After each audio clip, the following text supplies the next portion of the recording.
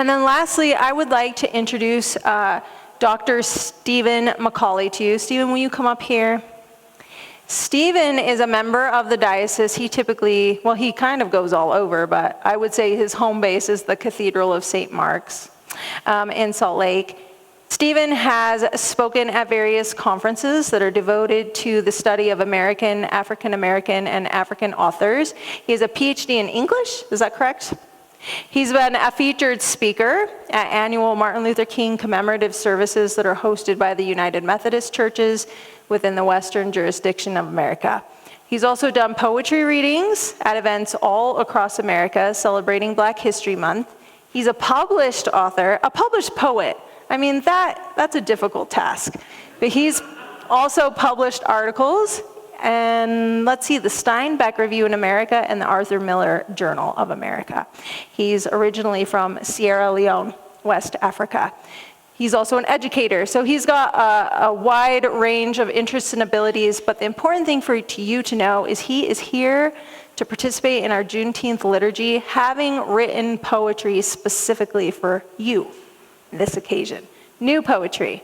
So we are so happy to have you with us. Thank you. Please sit down.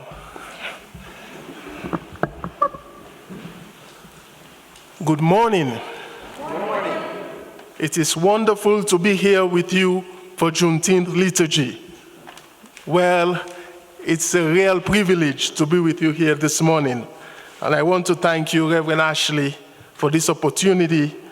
And I want to also thank you all for coming out on a Sunday morning, no less, even though I know it is a tradition here to hear God's voice through biblical words. Actually, interestingly, sometimes something written long ago becomes even seemingly ever more relevant than during its own day. And now, more than ever, all the more so, I think it is exceedingly important to hear voices that call us to love, call us to unity, inspire us to live deeply and generously to all, which is very much what you're about here. Today's reading from Amos, most known for the words, "Let justice roll on like a river," is quickly followed by "and righteousness like a never-failing stream." Is a poetic call for the collective embrace for humanity, with the beautiful poetic visual imageries of river and stream, making sure that no one is subordinated, no one is devalued, no one is dishonored, no one is left out, and feels thoroughly powerless, helpless, and hopeless. For there are 3 poems here today that offer much needed guide, and I will even say spiritual guide, relating to peace, harmony, and certainly relating to building bridges. All 3 poems are in perfect alignment, just like the harmony in Utah's Park City landscape. With the first poem, the body, working together in perfect agreement with the next poem, Song of Unity, sharing the same essence, divine essence of sorts, with the last poem, God's Love. The body. Me lift my body out of nature's murkiness and stretch my arms outward, embracing all. Now, only when we all drink of the river, embracing all in our world, and as a result, very often embraced by all, shall we all indeed sing Song of Unity. Song of Unity. And I'm crescendoing to note the great indelible verse.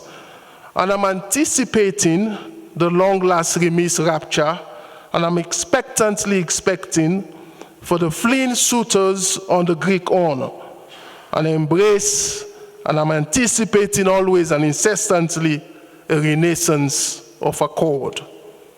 And of course, for the last poem, a haiku, I felt almost a sense of sacred responsibility while I was writing as if it was holy word. Even the process of writing was a kind of spiritual rebirth of sorts.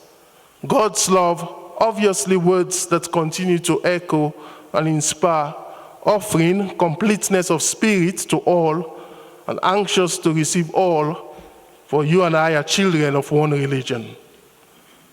God's love. God shares his breakfast. He places loaves in all hands. My cup is now full. Thank you.